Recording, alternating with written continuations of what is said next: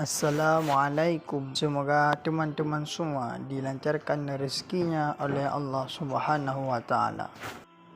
Abu Nawas sedang berjalan-jalan santai. Ada kerumunan massa. Abu Nawas bertanya kepada seorang kawan yang kebetulan berjumpa di tengah jalan. "Ada kemurunan apa di sana?" tanya Abu Nawas. "Pertunjukan keliling yang melibatkan gajah ajaib." "Apa maksudmu dengan gajah ajaib?" kata Abu Nawas yang ingin tahu. "Gajah yang bisa mengerti bahasa manusia, dan yang lebih menakjubkan adalah gajah itu hanya mau tunduk kepada pemiliknya saja," kata kawan Abu Nawas yang menambahkan. Abu Nawas makin tertarik. Ia tidak tahan untuk menyaksikan kecerdikan dan keajaiban binatang raksasa itu. Kini Abu Nawas sudah berada di tengah kerumunan para penonton.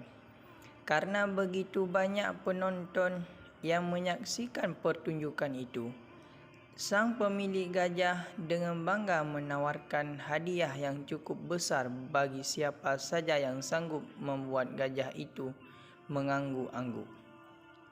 Tidak heran bila banyak di antara para penonton yang ingin mencoba maju satu persatu. Mereka berupaya dengan beragam cara untuk membuat gajah itu mengangguk-angguk. Tetapi sia-sia, gajah itu menggeleng-geleng kepala. Melihat kegigihan gajah itu, Abu Nawas semakin penasaran. Hingga ia maju untuk mencoba. Setelah berhadapan dengan binatang itu, Abu Nawas bertanya, "Tahukah engkau siapa aku?" Gajah itu menggeleng. "Apakah engkau tidak takut kepadaku?" tanya Abu Nawas lagi. Namun gajah itu tetap menggeleng. "Apakah engkau takut kepadamu?" tanya Abu Nawas memancing. Gajah itu ragu. "Bila engkau tetap diam, maka akan aku laporkan kepada tuanmu." Lanjut Abu Nawas mulai mengancam. Akhirnya gajah itu terpaksa mengangguk-angguk.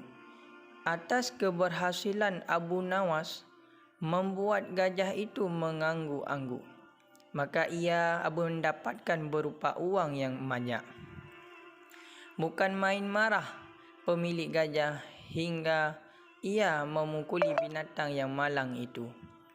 Pemilik gajah itu malu bukan kepalang. Hari berikutnya ia ingin menebus kesalahannya. Kali ini ia melatih gajahnya mengangguk-angguk.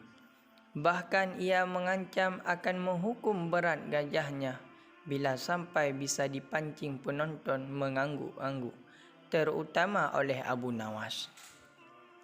Tak peduli apapun pertanyaan yang diajukan, saat-saat yang dinantikan tiba. Kini para penonton yang ingin mencoba harus sanggup membuat gajah itu menggeleng-gelengkan kepala. Maka seperti hari sebelumnya, para penonton tidak sanggup memaksa gajah itu menggeleng-gelengkan kepala. Setelah tidak ada lagi yang mencoba, maka Abu Nawas maju lagi. Ia mengulang pertanyaan yang sama. "Tahukah engkau siapa aku?" Gajah itu mengangguk. "Apakah engkau tidak takut kepadaku?" Gajah itu tetap mengangguk. "Apakah engkau tidak takut kepada tuanmu?" pancing Abu Nawas. Gajah itu tetap mengangguk.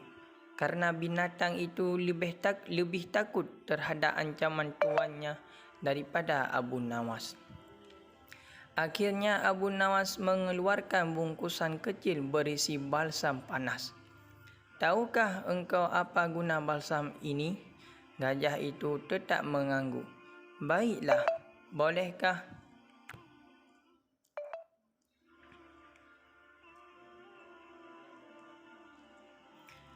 "Baiklah, bolehkah ku gosok selangkangmu dengan balsam?"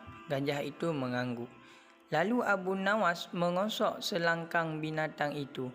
Tentu saja gajah itu merasa agak kepanasan dan mulai panik. Kemudian Abu Nawas mengeluarkan bungkusan yang cukup besar. Bungkusan itu juga berisi balsam. Maukah engkau bila balsam ini kuhabiskan untuk mengosok selangkangmu? Abu Nawas mulai mengancam. Gajah itu mulai ketakutan dan rupanya ia lupa ancaman tuannya sehingga ia terpaksa menggeleng-gelengkan kepala sambil mundur beberapa langkah. Abu Nawas dengan kecerdikan dan akalnya yang licin mampu memenangkan sayembara meruntuhkan kegigihan gajah yang dianggap cerdik. Jangankan seekor gajah, manusia paling pandai saja bisa dikecoh Abu Nawas. Sampai segini dulu cerita tentang Abu Nawas yang amat lucu dan bikin tertawa. Assalamualaikum warahmatullahi wabarakatuh.